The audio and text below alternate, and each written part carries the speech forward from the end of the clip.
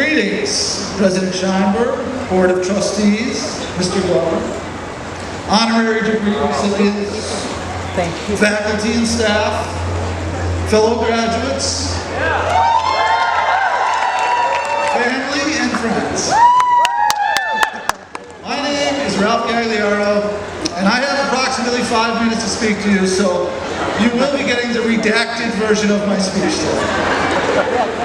However, you can subpoena me later for the rest. Either way, it will be great to do at least one speech without the mandatory follow-up. Okay? Today is a truly momentous occasion. An occasion to celebrate a job well done. A moment in time to ponder the final stages of a monumental quest. A quest to journey through the sacred ground of higher learning, to summit the mountain of academia and the mountain of home. By all accounts, you have prevailed. By all standards, you have excelled. Graduates, standing here before you on this special day, I am in awe of your fortitude as well as your aptitude. With sheer determination and force of will, you have transposed your dreams into visions, your visions into plans, your plans into action, and your action into success. Class of 2019, I congratulate you.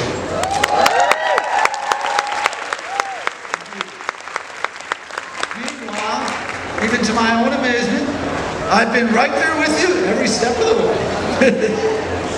As most of us are keenly aware, everyone who comes to Goodwin College brings a part of their past with them. If you ever get the chance to sit in on one of our classroom discussions, you will know exactly what I mean. On this campus, our past is not something we leave behind us. On the contrary, it is something we embrace. Something each one of us brings to the table, and together we learn how to convert that past into a fuel to power us forward, to motivate us better.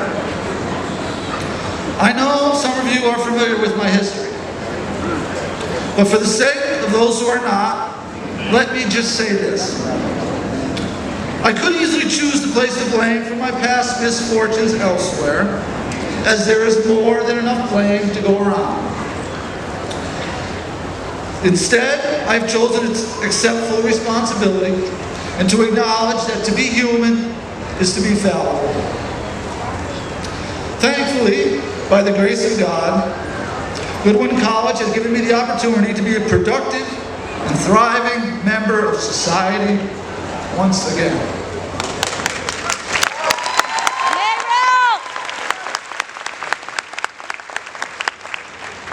I may not have been reborn, but I feel like I've been resurrected, or at the very least, recycled, as I truly have been given a second chance to live a decent and productive life. Of course, this would be quite impossible were it not for the caring, committed Goodwin College staff, Charter Oak Cultural Center, and all the hardworking folks at Hands on Hartford. These organizations and the people associated with them have been gracious enough to help me survive my turmoil long enough to reclaim my life.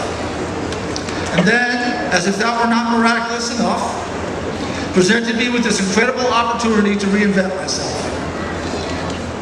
I am grateful, and I am humbled.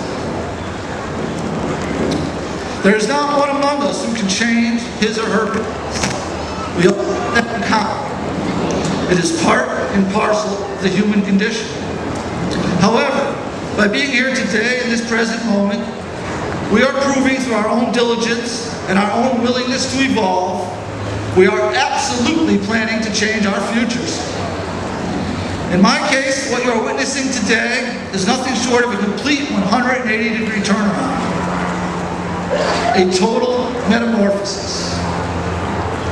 Please allow me to extrapolate further, if I may. Some of you may be a little surprised to find out I was not always what you might call a model citizen. Or for that matter, the model student you see standing before you, who just happens to be modeling this flat, square hat and nicely pleated gown. I like to call my Judge Judy spring ensemble. And speaking of the law, the first time a professor mentioned an APA citation,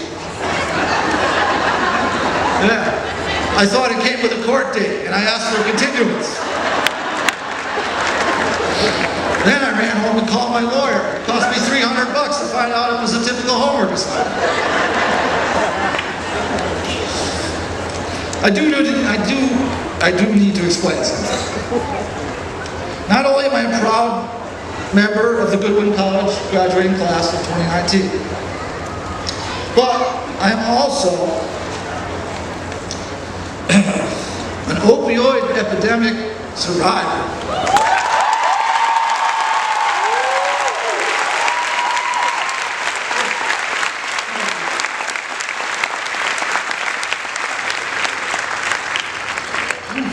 That's a tough one.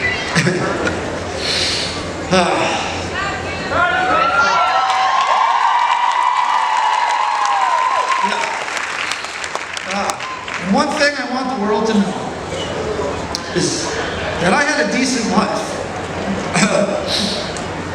before a car accident led me down that dark, narrow, and lonely path towards addiction. In short order, I went from a hard-working entrepreneur with a classic auto restoration business that I built up from scratch to a homeless heroin addict living on the streets of Hartford, collecting scrap metal to support my habit. I have lived in a car, a truck, a tent by the river, abandoned houses, and no place at all, sleeping in the park in cardboard boxes. Excuse me. Eventually, to no one's real surprise, I landed in prison. Not a big surprise. Mom wanted me to go to Penn State. I wound up in the state pen. Yeah, go figure. Sadly, for over 10 years, this pattern continued. I would get released, get on my feet, get a job, relapse, and go right back to my exclusive gated community. Each time I got arrested, my sentence got longer. Each time I relapsed, my habit got worse. A lot worse. In 2012, roughly 3 months before fentanyl would begin taking the lives of many of my old friends and acquaintances, this would be the last time I got arrested, and I had sunk to my lowest point ever. My habit had gotten so completely out of control, it was only a matter of time before I suffered the same tragic fate as so many others. I was depressed, lonely, deeply ashamed, and ready to give up on myself completely. Compounding my misery was the fact that they took me to local lockup on a Friday afternoon.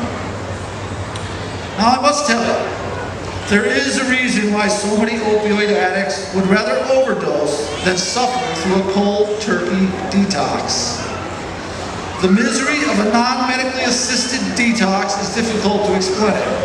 I would not wish it on my worst enemy. As I sat in the cold, dingy basement of your local police department, locked in an old Western-style jail cell, counting the minutes before all traces of the drugs left my body, I began to panic. How much time did I have before my stomach began to do flip-flops? Before the cold sweats took over?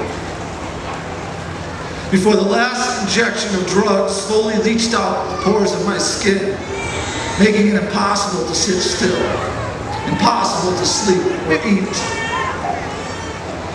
I was more terrified of this than anything I had feared in my entire life. I knew what was coming. I I knew it would be horrific, and I knew I was trapped. I would not be seeing a judge until Monday. 3 full days without a fix is an eternity to a dope-sick, paralyzed man. My condition got progressively worse as the minutes and hours slowly ticked away. In desperation to get help for myself, I put a McDonald's bag over my head. Not because I wanted to die just then, and not because I was searching for the last burnt French fry in the corner of the bag, but because I hoped to get attention of the police officer monitoring the camera, a desperate and futile attempt to get medical assistance. It was not until I stood on the cement bench with the lumpy sleeping mat that something caught my eye. It was a shiny piece of metal hanging from the ceiling, the sprinkler head, and remarkably, it was within my reach. My original plan was just to snap off a small piece and use it as a means to slice my wrists.